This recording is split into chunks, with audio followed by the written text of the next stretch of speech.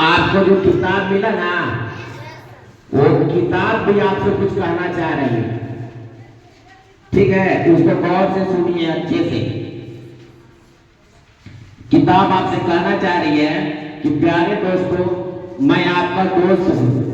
क्या हूं? मैं आपका दोस्त हूं। कौन है आपका दोस्त? किताब आपका दोस्त। ऐसा दोस्त जो आपको बहुत सी नई नई जानकारियां देगा। कैसा दोस्त है? नई नई जानकारियां देने वाला। और जो आपका दूसरा दोस्त कैसा होता है? वो आपसे मिठाइयां मांगता है, मिठाइयां खिलाते हो, है ना? कहेगा कि चलिए घूमने के लिए, है ना, खेलने के लिए। लेकिन ये दोस्त आपको क्या करेगा? नई नई जानकारियां देगा, देश और दुनिया के बारे में बताएगा, परिवार और समाज में मिलजुल कर रहना सिखाएगा। किताब ऐसा दोस्त है जो आपको परिवार और समाज में मिलजुल कर रहना भी सिखाएगा। सिखाएगा ना? चांद और तारों के किस्से सुनाएगा, एक से एक किस्सा सुनाएगा, नई नई जानकारियां देगा। एक जोड़ एक होता है, एक जोड़ एक दो होता है, और एक एक मिलकर के 11 होते हैं। इसका रहस्य बताएगा। एक सब नागरिक बनने के सारे गुण सिखाएगा। बस मुझसे दोस्ती करने के लिए आपको एक कदम बढ़ाना होगा। ये कौन कह रहा है? कौन कह रहा है? हाँ, आपके पास जो किताब, वो किताब कह रहा है कि मुझसे दोस्ती करने के लिए आपको एक कदम आगे बढ़ाना होगा। सबसे पहले मुझे संभाल कर रखना होगा। देखिए, सबसे पहले क्या करिएगा? किसको? हाँ, सबसे पहले किताब को संभाल कर रखना होगा। जिद लगाकर मेरा तन ढकना होगा। किताब आपसे कह रहा है कि जिद लगाकर मेरा तन ढकना होगा। ये कह रहा है कि मेरे ऊपर आप जिद लगा दीजिए। जिद लगाइएगा ना किताब में? किताब में जिद लगाना होगा। ठीक है? उसके बाद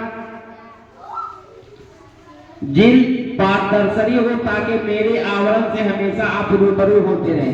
ये कह रहा है कि जिद ऐसा लगाइए जिससे कि मैं आपको दिखूं, मैं आपको नजर आऊं, है ना?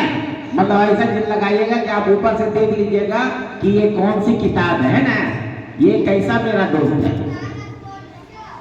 उसके बाद कह रहा है मुझको बोल बोलकर पढ़ना होगा। क्या पढ़ना होगा? कैसे? बोल बोलकर पढ़ना होगा। सुनना और समझना होगा। जब आपको किताब के बारे में बताए तो उसको सुनना होगा और अच्छे से समझना होगा। गुरु जी के पढ़ाने से पहले खुद मुझको पढ़कर समझने की कोशिश करनी होगी। जब भी आप क्लास में आए पढ़ने के लिए, उससे पहले आप अपने पाठ को घर में पढ़ लिया कीजिएगा, है ना? उसके बाद आप क्लास में आइएगा। जब हम आपको पढ़ाएंगे तो आपको वो बात अच्छे से और समझ में आएगी, इसलिए कि आप उस पाठ को पहले पढ़ चुकी होंगी, है ना? थोड़ा बहुत आपको समझना बाकी होगा तो फिर हम आपको समझा देंगे। तो ये किताब आपसे बता रही है कि मुझको बोल बोल कर पढ़ना होगा, सुनना और समझना होगा। गुरु जी के पढ़ाने से पहले खुद मुझको पढ़कर समझने की कोशिश करनी होगी। जब समझ में न आए मेरी बात तो आप करो गुरु जी से फरियाद।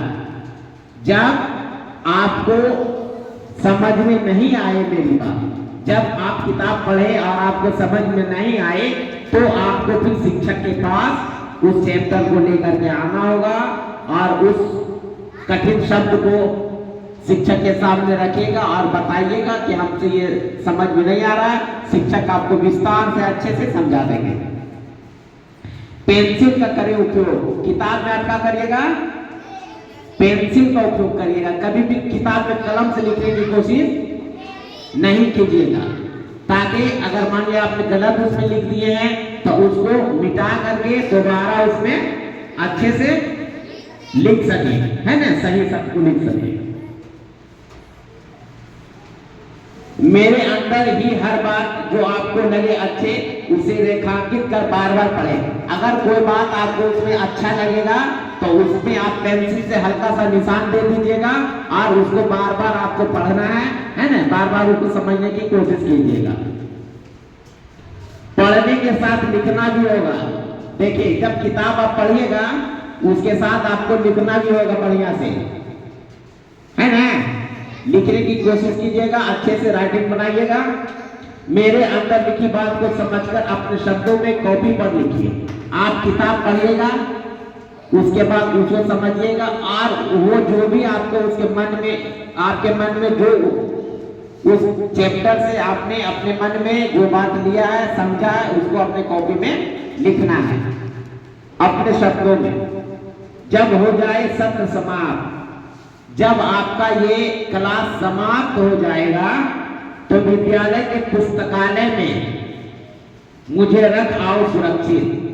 जिस तरह से आपको किताब मिला है उसी तरह से जब समाप्त हो जाएगा सत्र, आप 5वें क्लास में जाने लगेगा तो 4था क्लास का किताब को विद्यालय के पुस्तकालय में सुरक्षित रख देना है ताकि दूसरे भी पढ़कर मुझसे ले सके लाभ, ताकि दूसरे बच्चे जो आपसे नीचे हैं वो इस किताब को लेकर के इसका लाभ ले सके।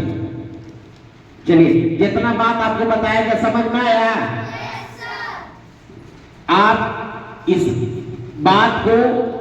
बात पर आप लोग राजी हैं ना?